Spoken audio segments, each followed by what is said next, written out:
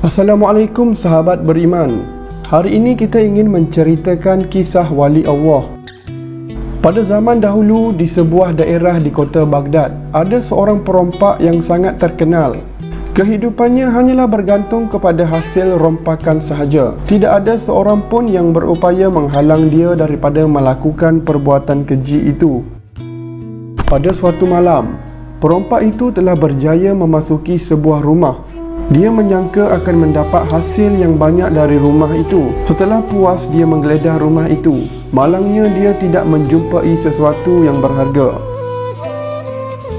Apa yang didapatinya adalah beberapa bungkusan kain.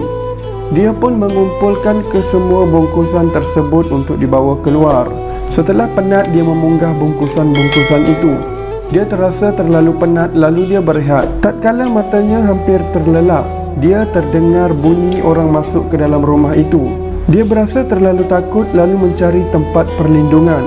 Malangnya rumah itu tiada tempat yang boleh dijadikan tempat perlindungan. Maka dia cuma mendiamkan dirinya di dalam kegelapan rumah itu. Dari tempat dia berdiri, dia ternampak seorang lelaki tua masuk ke dalam sambil memegang sebuah lampu di tangannya. Oleh kerana rumah itu kecil dan diterangi pula dengan lampu, akhirnya tuan rumah itu ternampak perompak itu berdiri di satu sudut di dalam rumahnya. Tuan rumah itu mempelawa perompak itu duduk. Pada mulanya dia berasa takut, tetapi kerana lelaki tua itu terlalu baik dan lemah lembut serta berjanji untuk menolongnya mengangkut bungkusan itu, barulah dia berasa senang dan gembira. Kata orang tua itu, bungkusan kain baju ini takkan boleh engkau angkat seorang diri.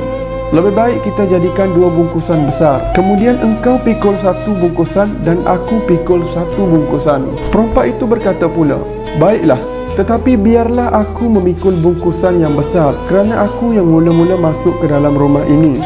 Baiklah, sahut orang tua itu, lalu mereka pun keluar dari rumah itu. Setelah agak lama berjalan, orang tua itu terasa terlalu penat memikul bungkusan yang berat itu. Dia berjalan perlahan-lahan mengikut perompak itu. Apabila dia melihat orang tua berjalan terlalu lambat, dia terus menengking orang tua itu. Hei orang tua, cepatlah ke sini. Kita mesti sampai ke tempat aku sebelum matahari naik. Kalau tidak, kita berdua pasti akan ditangkap. Tanpa menghiraukan keadaan orang tua itu, perompak itu terus berjalan dengan lebih pantas meninggalkan orang tua itu jauh di belakang. Orang tua itu cuba mengejarnya tetapi dia tidak berdaya. Bahkan kerap kali terjatuh. Akhirnya mereka sampai juga di tempat persembunyian. Maka perompak itu berkata, sekarang kita telah sampai. Orang tua, kau ambillah bahagian engkau dan pergi dari sini. Sambil merenung muka perompak itu, orang tua itu berkata, hai anak muda, ambillah engkau kesemua barang itu. Aku tidak memerlukannya.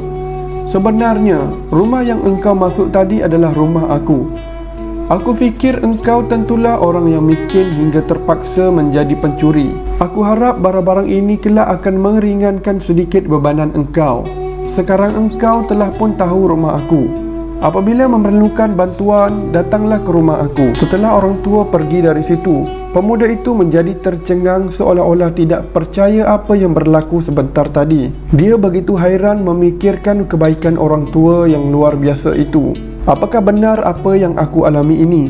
Aku telah memasuki rumahnya dan mengambil barang-barangnya, lalu dia datang pula menolong aku. Setelah itu dia menjemput aku datang ke rumahnya jika aku perlukan bantuan lagi.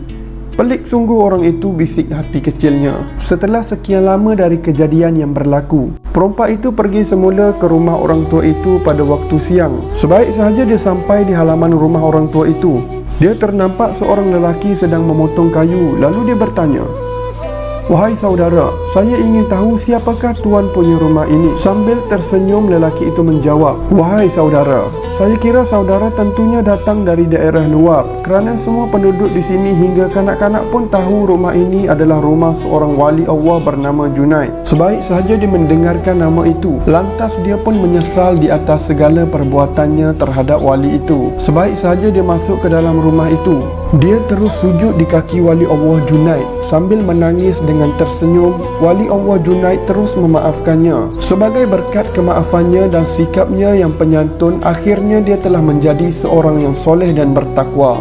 Tidakkah mungkin seorang yang jahat itu akan kekal jahat? Jikalau Allah menghendaki dia jadi baik, insya Allah akan menjadikannya orang baik, malah lebih baik. Tuliskan komen anda di ruangan komen di bawah atau cadangan anda untuk video yang akan datang. Dan semoga video kali ini dapat memberi manfaat kepada anda.